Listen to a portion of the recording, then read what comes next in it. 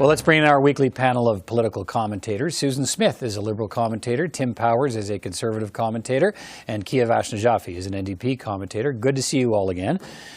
Susan, put your hand up, everybody, if you're fed up with the pandemic. Yeah, I know it. I think I know. Yep. Just the hand, not the middle finger, Peter.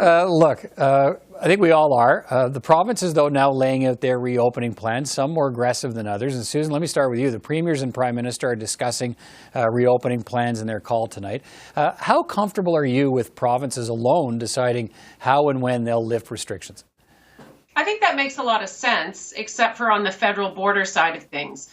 Each province has its own numbers, its own situation with vaccination rollouts, its own population differences and densities. So I do think it makes a lot of sense for the provinces to do it. They're going to have to figure out some kind of system when it comes to interprovincial travel, perhaps, whether, the Atlantic bubble stays. But I'm comfortable with the provinces making their decisions within their borders because it reflects their populations. Tim, it's sort of in the context of we've seen this sort of guidance from Health Canada, 75% of people having received a first dose of vaccination, 20% having received 2 doses.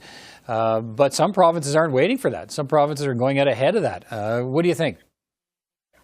Yeah, I agree with Susan on this one. I mean, it probably makes most sense that the provinces set the tone. I think where Health Canada and the federal government has a role is to provide up-to-date information and to talk about general standards we should try to achieve and oversee borders. But I mean, this is no departure, Peter, from what we've seen throughout the pandemic. The provinces have made determinations on their own when borders are closed and who gets in and who gets out. I mean, what's happening now is the 3 Ps, as I like to call them: politics, patience, and pocketbook. The politics in Alberta, for example, has probably set up a circumstance where Jason Kenney, to avoid being pummeled by his own caucus, is moving more aggressively, driven by the pocketbook. The first province that is fully open has a better opportunity, arguably, to vacuum up some tourism travel dollars and other investments that will be made. And patience, if it doesn't slide into another wave, I guess. Yeah, and patience. People are just losing their patience everywhere, so there's some political merit to address that. All right, Kiavash, what do you think? What's interesting about what Tim just laid out, which I completely agree with, those 3 Ps, is that an S is missing, and that's the science. I do worry about the way that things are happening and the decisions that are being made being driven more by politics than by the science of the situation. I hope to God we're not going to have a 4th wave, because that will just be unbearable. Yeah, I think that's what a lot of people are concerned about.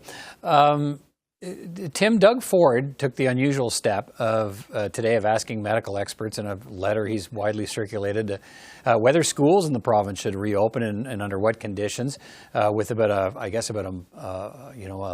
than a month now or so left in the school year in Ontario. He's given the experts till 5 p.m. Friday, tomorrow, to answer. I don't think he's issued a broad appeal before, making other decisions in the name of the government. Why now? Maybe it was that pummeling he got recently, Peter, that he clearly hasn't recovered from, and it's made Ontario uber conservative. Maybe that's good, maybe that's bad, but Doug Ford is not going to make a move to open schools or keep them closed unless he can point to a whole body of evidence that says this group of scientists said they must be open and these were opposed, but I've gone with this body, or we can't open because this group of scientists say we can't. He's developed shields now in hopes that the blame will fall elsewhere and the frustration will not be directed at him, and that he doesn't stumble anymore during the course of the pandemic. Yeah, what do you think here, Susan? Is this a sort of broadening of the leadership tent here, or is it an abdication of leadership? Well, there's a very technical term. It's called CYA politics. Cover your fill-in-the-blank politics. And that's exactly what Doug Ford is doing here. He did get pummeled. Tim is absolutely right. Didn't listen to the scientists about playgrounds and golf courses and tennis courts and things that could keep people outside and safely. He's hearing from families that are desperate for so many reasons, particularly the mental health of kids, to get them back into schools. And he wants to inoculate himself in case the kids go back to school and then there's increased transmission of COVID. I think it's a good thing to do. It's good to get, he should be taking the advice of the science table. I don't know why he needed a letter this time and he didn't every other time. But as I said, CYA politics all the way. Kiavash?